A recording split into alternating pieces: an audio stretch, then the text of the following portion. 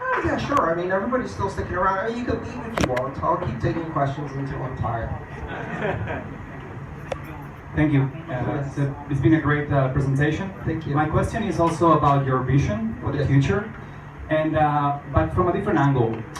I'd like to ask you actually if Bitcoin is going to evolve into a ecosystem that everybody can use and that we can all benefit out of it.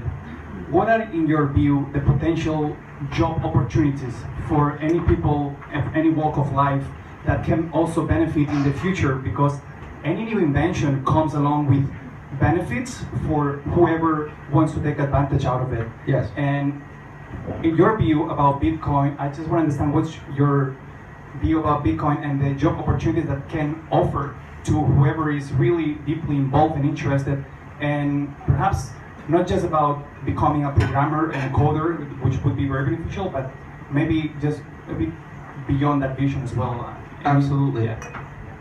Well, to put it simply, I think becoming involved in this technology has to do with looking at which areas of society and which areas of our lives are touched by this technology. And what is this technology?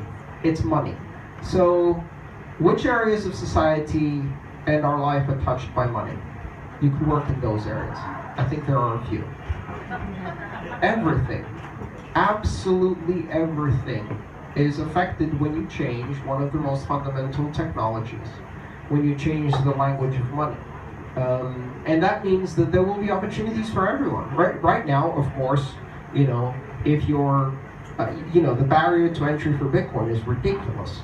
If you happen to be a mid-30s, white privileged male with a lot of money, a bank account, a master's degree in computer science, familiarity with 3 programming languages, hardware, access to the internet, and liquid cash, you can really take advantage of this technology. That's not how this technology becomes mainstream. That's how it becomes a nightmare, right? But look around you here. This is probably one of the most diverse audiences I've spoken to in the past few months, and you see that as things become more interesting and Bitcoin gradually becomes more heard in the mainstream, more and more different people show up.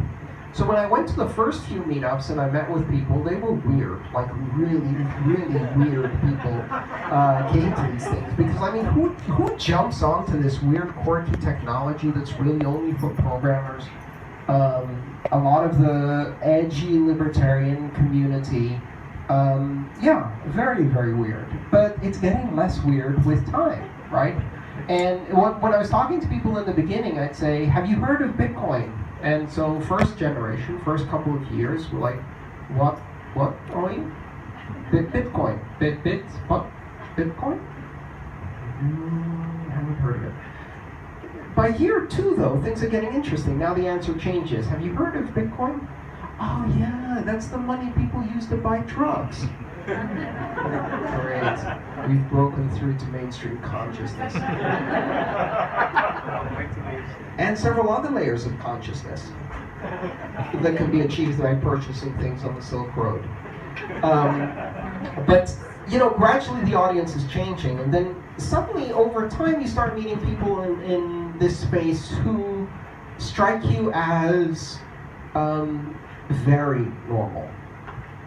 I'm starting to meet people at meetups, and I ask them, what do you do? Are you a programmer? Do you work in the space? No, I'm a dentist. No, I install air conditioners. No, I'm a hairdresser. And this is happening to me all the time.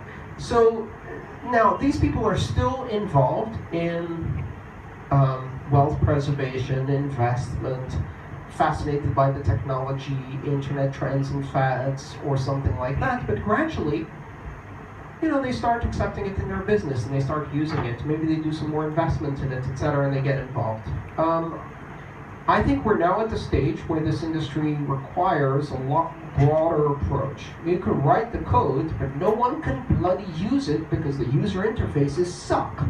So, who's a graphic designer in this room? We need you. Who's a user experience and user interface designer in this room? We need you. Who does marketing? Sales? Customer service? right? So it gradually expands. So more and more you see different areas. I met this guy the other day at a conference and he said, I really want to get into Bitcoin. I'm not really sure how to do it. I'm not a programmer. What do I do? I said, what do you do? He said, I'm an accountant. I'm like, are you kidding me? Are you kidding me? We need 10,000 accountants today who are willing to even talk to us once we say the word Bitcoin. I have to file my taxes. And that's a long form. Gradually we're going to reach out. So all of the skills that are involved in any high-tech startup business, in any retail-focused business, in any business that has online e-commerce, but more interestingly now we're beginning to see the arts, creative people, musicians, painters, just a whole range of people in the creative arts. And why? Because one of the amazing things about using Bitcoin to promote or get paid for art and artistic expression is that it allows you to bypass the intermediaries. You have an audience, not Facebook has an audience on your behalf. You have an audience, not YouTube on your behalf. And so there are a lot of artists that I've worked with who are beginning to realize that the power of this technology is that it connects them directly to their most fanatical audience, the biggest fans, and that's a great way to use it.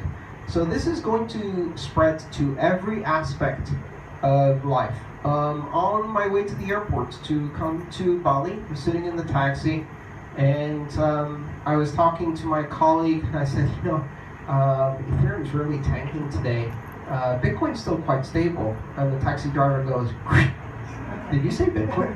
I said, yeah. Have you heard of it? Heard of it? I've been mining for 3 years. It's